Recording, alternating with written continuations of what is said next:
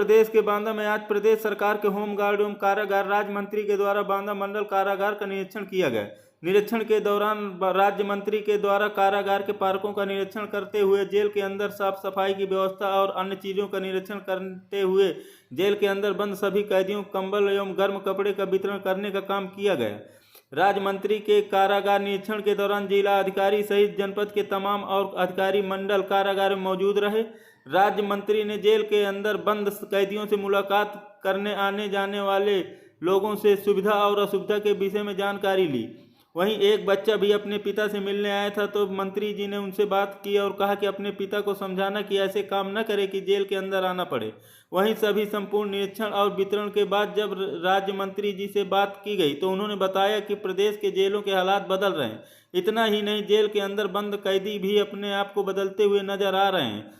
इसके अलावा अगर साफ सफाई की बात की जाए तो लगातार सरकार के द्वारा जेल में साफ सफाई व्यवस्था को दुरुस्त कराया जा रहा है। आइए देखते हैं पूरी खबर।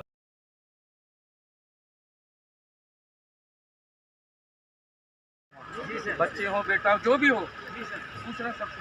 तो मंत्री जी क्या बोल रहे ये बताओ, अपनी तरफ से कुछ बोलना उन्हीं से पूछना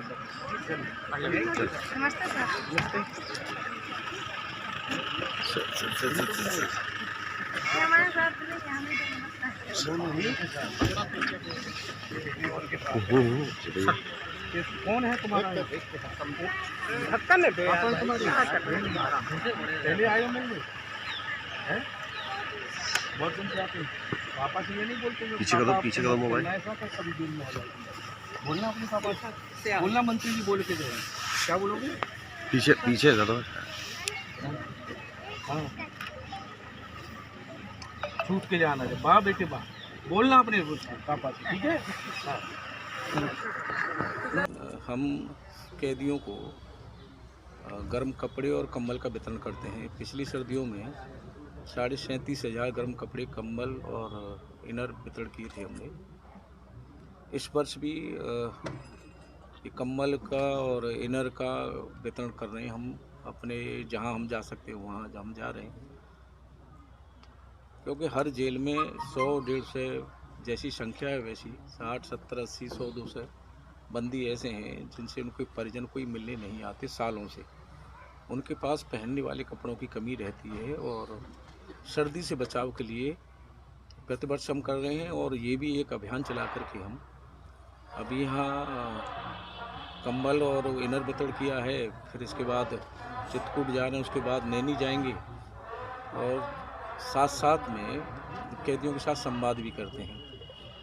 और संवाद का एक विशेष कारण है कि 40 साल से नीचे की नौजवानों की संख्या बहुत बड़ी 80% लगभग जेल में संख्या है।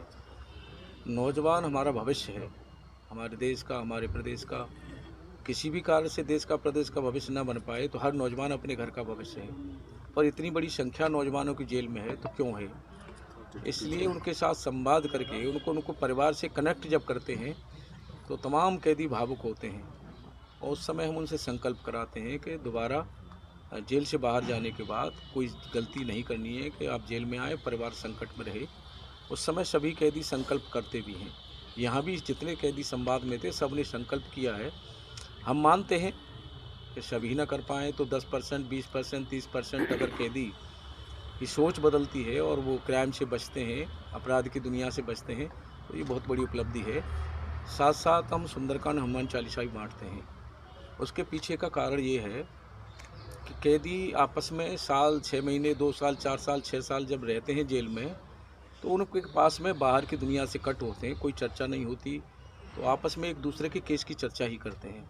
और वो केस की चर्चा दिमाग में अगर 7-6 साल व्यक्ति करता रहेगा वो दिमाग में घर कर जाएगी। हमारे मन में ये है कि बाहर जाने के बाद उस चर्चा का कहीं अंकुर पैदा हुआ, दोबारा कोई गलती न करा दे। उस चर्चा से बचाने के लिए आप अपने मन को धार्मिक की तरफ लगाइए, धर्म की तरफ लगाइए और फालतू चर्चा से बचिए। अभी आपने था और क्या क्या देखा गया?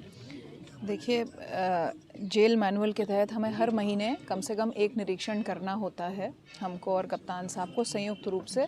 और ये औचक निरीक्षण हम लोग हर महीने करते हैं, जिसमें हम साफ़ सफाई और बाकी सब व्यवस्थाएं देखते हैं। और पिछले कुछ महीनों में बहुत सुधार हुआ है जेल के ओवरऑल मैनेजमेंट में। आज माननीय मंत्री जी कारागार डॉक्टर धर्मवीर प्रजापति जी आए और उन्होंने संवाद किया। कई कैदियों को उन्होंने कंबल वितरित किए, इनर जो गर्म कपड़ा होता है नीचे पहनने वाला वो उन्होंने दिया।